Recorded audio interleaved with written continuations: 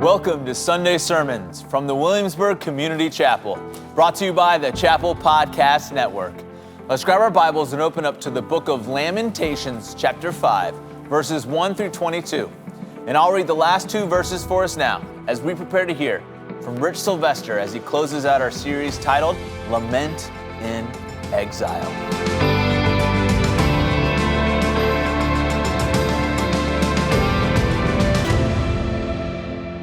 Restore us to yourself, O Lord, that we may be restored. Renew our days as of old, unless you have utterly rejected us and you remain exceedingly angry with us. A few years back, my brother-in-law, my wife's youngest brother, Jesse, for my birthday, got us 2 tickets to run in a Tough Mudder. If you don't know what a Tough Mudder is, it's like a 10 to 12 mile race through fields and mountains and streams, and they include about 20 obstacles that play off common human fears like fire and heights and drowning and electricity. I will admit, when he gave me this present and was so excited, outwardly, I just joined in the celebration. Thanks, Jesse, this is the best gift ever. But inwardly, I was thinking, this is the worst birthday present I've ever gotten in my life. I mean, now I have to train, and if you know anything about me, I don't like water, I don't like heights, I don't like electricity. All these things, they scare me. And so, nonetheless, I trained and we ran a Tough Mudder together. The final obstacle of this particular race was an obstacle that the Tough Mudder organization affectionately calls the electroshock therapy. It was a big muddy trench with water and mud and about 100 or hundreds maybe of electrical wires dangling down above it. Some of the wires were decoys, they weren't live at all, but some of the wires had up to 10,000 volts of electricity in them. So you can imagine as I showed up to this final obstacle of the race, I stopped, tired and muddy, and thought, I don't really want to do this. Now, my brother-in-law, Jesse, he was all in. He got there, paused for no less than a couple seconds, and he just bolted right through. He said, I'm doing this. And he just started running. And he made it about 3 big paces before he hit a good 10,000 volts, and down into the water he went with a scream. He got up, took another 3 steps, and bam, down into the water again before he finally made it to the other side. As myself and others watched my brother-in-law go through this obstacle, there were many people that said, I'm skipping this one, and just walked around it. But as I was there, contemplating walking around it, I heard my sons and my wife yell, hey, Dad, don't be a chicken. You've got to do this one. So walking around it wasn't really an option. So then, as I tried to gain the muster and the courage to run through it, another participant in the race got there. He looked like a guy that had been training his whole life for this event. And he simply walked out into the middle of the electrical wires, spinning his arms in a circle, yelling, bring the lightning! Feel the power. As I saw it, I had 3 options before me. I could avoid this obstacle and walk around it. I could deny that this obstacle was really going to hurt me and run through it. Or I could lie down in the middle of it and feel the power. My options were set. I'll come back to that. Today we dive into Lamentations one last time. Over the last 2 weeks, Travis has shown us that this often neglected book of the Bible is not merely an account of an 18-month siege on Jerusalem, but this is an instructional guide to lament, that this is an instructional guide to lament, a manual for handling our suffering, our loss, our sorrow, our pain, our disappointment, our grief. And Lamentations, Travis has shown us, it calls out to us, it invites us, it says, learn to lament. Learn to lament. And the author of Lamentations invites us to learn how to lament through this structure that he writes in. An acrostic poem, right? A, B, C, D, or in chapter 3, A, B, B, B. An alphabetically arranged poem that helps us hang our grief and our pain and our sorrow on it so that we can candidly, completely, and collectively learn to lament. Or last week, the homiletical idea, we can very candidly, very completely, and very collectively learn to lament. If you follow the sermon follow-up questions online or in our Tuesday email, or if you're in a small group, maybe you embrace the activity that our pastor of small groups set out for us, to write our own acrostic poem of lament. Did you try it? How did it feel? Did it seem natural? As I walked around church this week, I interacted with various folks, and I asked them if they had tried writing an acrostic poem of lament. Some said, I tried. It was too difficult. I gave up. Others said it felt too weird. I didn't give it a shot. Someone in my small group said, another sermon on lament? I mean, come on. Right? You need to learn to lament. And let's face it, we don't lament well. We really don't. We don't lament well.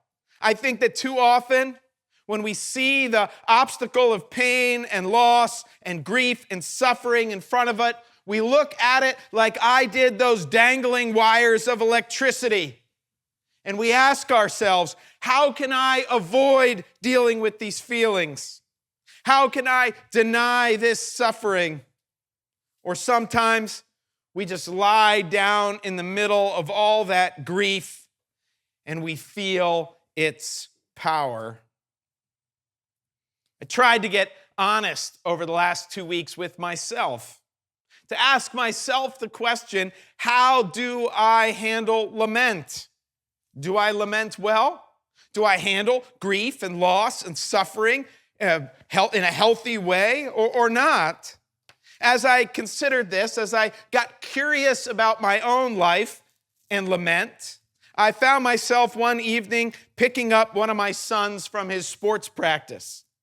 And I could tell before he even got in the car that he had had a rough day. I could see it in his shoulders, the way he was holding his head, the way he was handling his book bag. I just knew he had had a bad day. He popped in the car, and I asked, "Are you doing okay?" My son said, "No." It's a good teenage answer. I said, "Did you have a bad day?" And he said, "Yes." And what I was most curious about was the next sentence that came out of my mouth that seemed so natural and easy for me. I said, "Should we go get some ice cream?" Now, at first glance, that statement doesn't seem like a bad one. I was just trying to cheer him up. But I wondered, in light of our series on Lamentations, in light of our call from this book to learn to lament, I asked myself, am I trying to avoid my son's heavy feelings? And as a parent, I even asked myself, am I teaching my son to avoid his feelings? By wanting to cover up a rough day with a bowl of ice cream, was I teaching him to look at these dangling or these emotions in front of him as dangling electrical wires? Was I teaching him to say, I'm going to pass on this one and walk around it? This made me quite curious about parenting and how we teach our kids. I went home and opened some of my old psychology books from college when I was a psychology major. I Googled a few things. And it turns out that as parents, we actually have a lot to do with how our children learn to handle and cope with pain and sorrow, difficulty, obstacles. I mean, let's do a thought exercise for a moment. Consider this scenario. Now, I know some of you have toddlers at home. We just saw a lot of kids run inside. And some of you, your toddlers are now 48-year-old people. But let's remember them as toddlers. Let's think about these kids for a moment. What would happen if you were walking through Merchant Square and your child fell down and skinned their knee? What would be the first words out of your mouth? Would it be, hey, I've got a lollipop in my purse. Hey, I've got a stick of gum. Would you like that? Hey, instead of crying, you want to watch your favorite show on the phone? As parents, are we teaching our children to avoid their pain? What studies show is that this habit turns into much more severe habits as we become adults. That trying to dull our pain or avoid our pain with lollipops and popsicles becomes alcohol and drugs, addictions to our phone and Netflix, unhealthy sexual behaviors. Anything that helps us avoid the pain. That's why the author of Lamentations keeps saying, learn to lament. Or maybe, let's try another thought exercise with the same example. Your toddler falls to the ground, they skin their knee. Maybe you're the parent that says this, you're fine, it doesn't hurt. You're tougher than that. We don't cry over skinned knees in our house. Maybe that's our own instinct to deny our difficult feelings, to stuff them down, to claim dominance over them. There's a professor at the University of Texas, a Dr. Pennybaker. He has served his whole career studying this reality. He's looked at this question, what happens when we don't confront our feelings and emotions? What happens when we say, that doesn't hurt? I hate to summarize a man's life work into a few sentences, but for the sake of time, basically what his studies showed is when we don't confront our feelings, we are more prone to virtually every major and every minor health problem. In other words, denying our feelings is bad for our physical and mental health. What was very interesting about Dr. Pennybaker's research was also this, that specifically he did learn that expressive writing or even prayer about our feelings and emotions results in a much healthier life. He found out, a secular researcher in Texas decided the same outcome as our author of Lamentations, that expressive writing, maybe even an acrostic poem, can lead to a healthier life. Yes, we need to learn to lament. One last thought exercise. The same reality holds true. Your toddler falls down and skins their knee. Do you swoop in to the rescue too quickly, too often? Do you smother them with so much rescue that they become a teenager or a young adult that's unable to work through their difficult feelings and emotions? Researchers describe this as our need instead to help our children move through the tunnel of their emotions on their own. If we rescue our children too often, as they grow up and we're not around, they get stuck They lie down in their emotions and feel their power.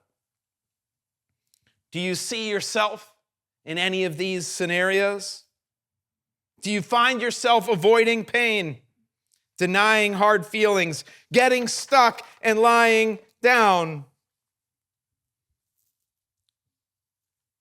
Some feedback from my first sermon was that I'm really over illustrating this point.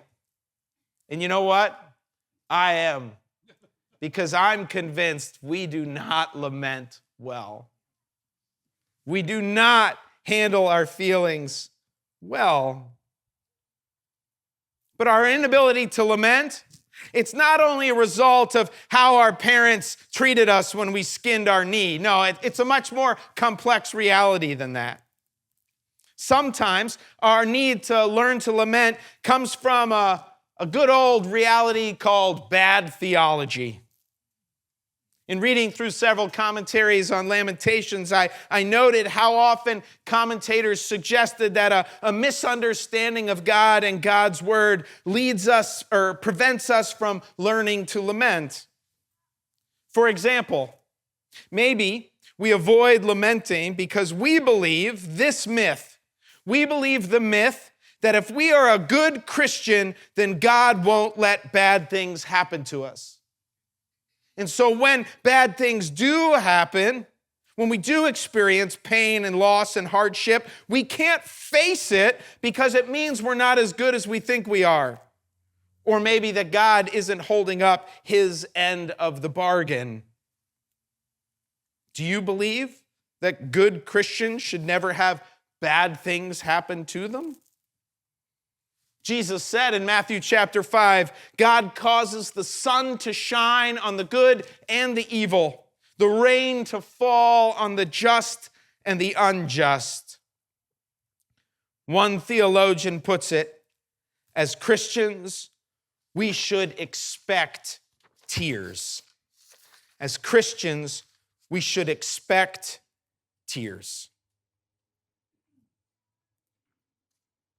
Another reality of bad theology, I've heard people even this week tell me, we don't need to talk about all that hard stuff. As Christians, we should only be experiencing joy. After all, the Bible says, consider it joy when you face trials of all kinds. But the problem with that is that the book of Psalms is filled with nearly half of them are songs of lament. They're honest, raw, candid prayers wrestling with God and filled with pain and doubt and sadness. Even Jesus himself on the cross quoted a great psalm of lament. He was familiar with them because he lamented. And he said, my God, why have you forsaken me? Lament was a part of Jesus' life, and so we can expect it to be a part of ours. And that's why I'm hammering home the point of Lamentations, that we need to learn to lament. Now back to the Tough Mudder. As I stood there, my brother-in-law on the other side shaking off his shocks of 10,000 volts, hearing my kids say, Dad, don't be a chicken, I considered that I had three options: avoid it, deny it, or lie down in it.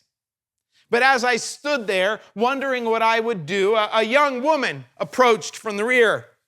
She had been through the race and she got to this final obstacle as I had, and she considered these wires dangling there in front of her, and she did something different. She slowly and carefully started moving her way through it. Moving her body ever so slightly, she managed to get through the whole obstacle without being shocked at all. There was a fourth option that I hadn't even considered, that I would walk carefully through it. This is the message of Lamentations: to walk carefully through our grief and loss and despair, to walk intentionally through our grief and loss and despair, because lament generates growth. Because lament generates growth. In Psalm 126, the psalmist writes this: "Those who sow in tears shall reap with shouts of joy. He who goes out weeping, bearing the seed for sowing, shall come home with shouts of joy, bringing his sheaves with him." Now, we don't have to be farmers to understand the science behind farming, right? You take your seeds out to the field, you loosen the soil, you pull out the rocks and the weeds, you plant your seeds carefully, you care for them, you fertilize them, you water them, the sun warms them up, and eventually, over time, you come back to your house with a harvest full of whatever those seeds produced. But what's so interesting about Psalm 126 is that the psalmist says that we shall sow in tears, that we will go out weeping, bearing the seed for sowing.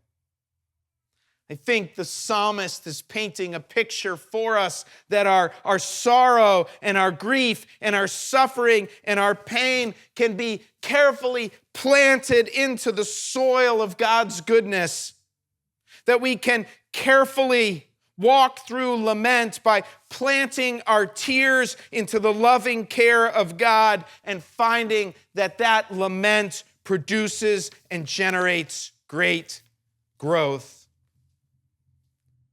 Yes, lament generates growth.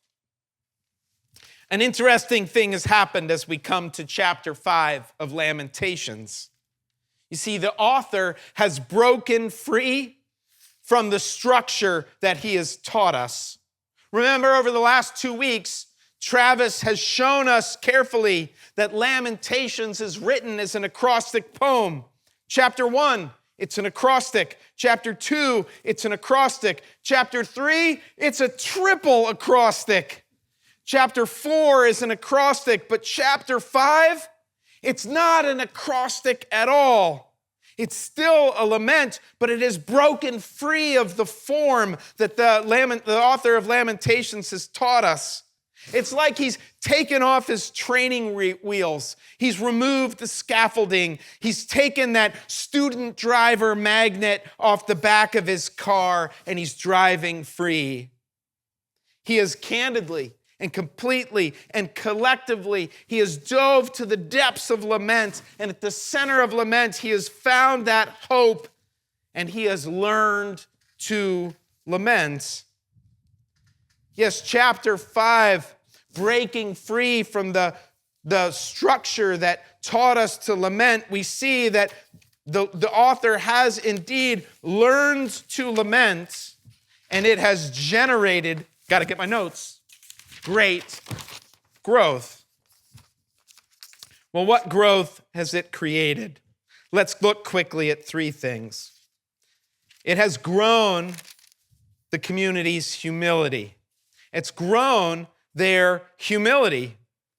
If you remember what's happening in Jerusalem, this siege of the Babylonians, the author there, this is a result of their sin. This is God's judgment upon his people.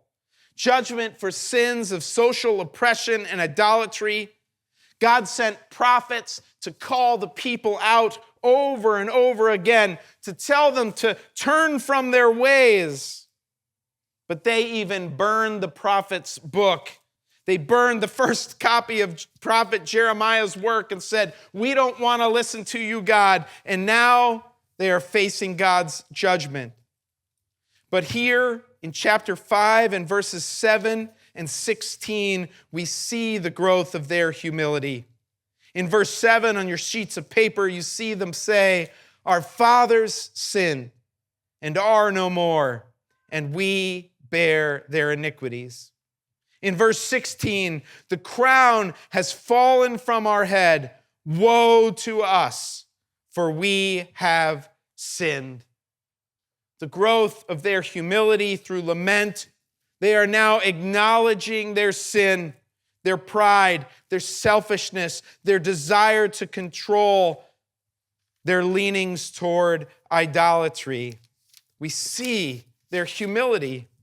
And one really interesting detail that caught my eye this week as I studied is that as they continue to lament in chapter 5 and they describe their condition, they describe it sort of parallels the very sins that Jeremiah had been calling them out on. Earlier, God had sent the prophet Jeremiah, and Jeremiah said things to them like, "You're neglecting the foreigners. You're not caring for widows. You're not caring for orphans. You're not feeding the poor." And when we read these lament verses in chapter 5, we see the people acknowledging Jeremiah's words. They say in verse 2, "Our inheritance has been turned over to strangers, our homes to foreigners." They're acknowledging that they didn't treat the foreigners and the sojourners among them well, and now God has made them like foreigners and sojourners in their own land. They say in verse 3, "We have become orphans, fatherless. Our mothers are like widows." Jeremiah had told them over and over again, "You are neglecting the widows and the orphans among you." And the people in their humility are saying, "And now we have become like them."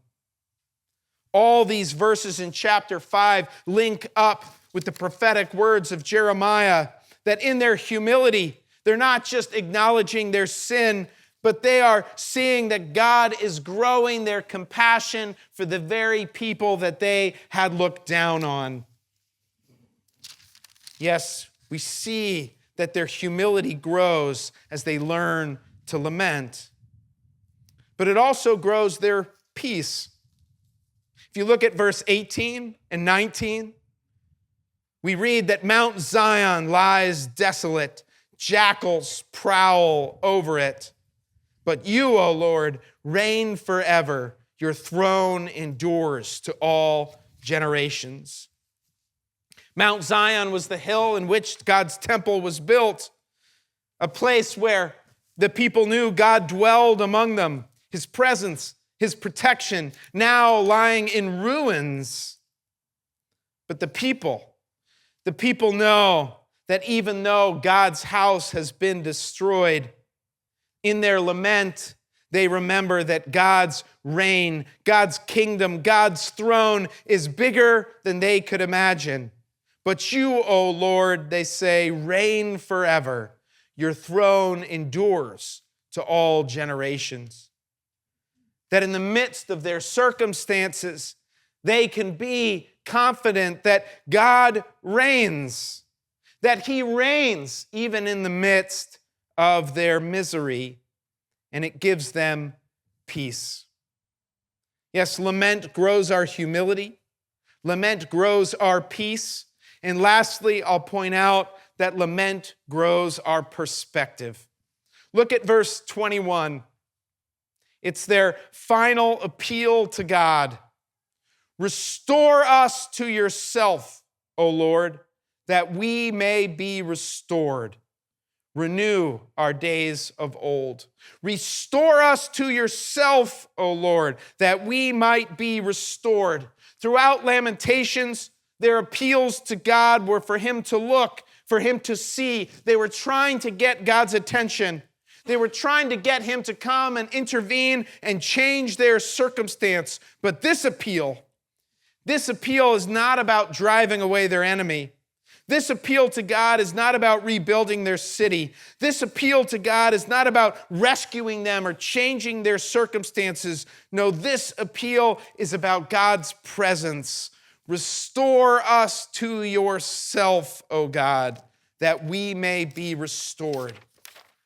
What God's people want more than anything is God himself, not a change in their circumstances. What they want is his presence, not a rebuilt city. What they want is right relationship with him, not for their enemies to be destroyed. And they know that the only way that can happen is if God makes it happen. We are unable, they say, to restore ourselves, so restore us, God, to you, that we might be restored. We learn to lament because lament generates growth. On this side of the cross, we know that Jesus did make a way for us to be restored. Jesus did make a way for us to be renewed. That Jesus walked through the ultimate obstacle, not a muddy pit with dangling electrical wires, but he walked through the cross. That Jesus willingly and joyfully walked through death, experiencing the ultimate grief, the ultimate loss, the ultimate suffering. He died for us, and 3 days later, he rose again so that we can be restored, so that we can be renewed, so that we can be present with him. Yes, in our lament, we know this to be true, that Jesus has made a way, and that one day all will be made right. That one day we will lament no more. But in the meantime, in exile, we learn to lament because lament generates growth. Thank you for joining us today. Here at the Williamsburg Community Chapel, we are all about making disciples of Jesus Christ. So wherever you are on your spiritual journey, we hope you will join us this year as we study the biblical theme of exile and learn how to sing the Lord's song in a foreign land.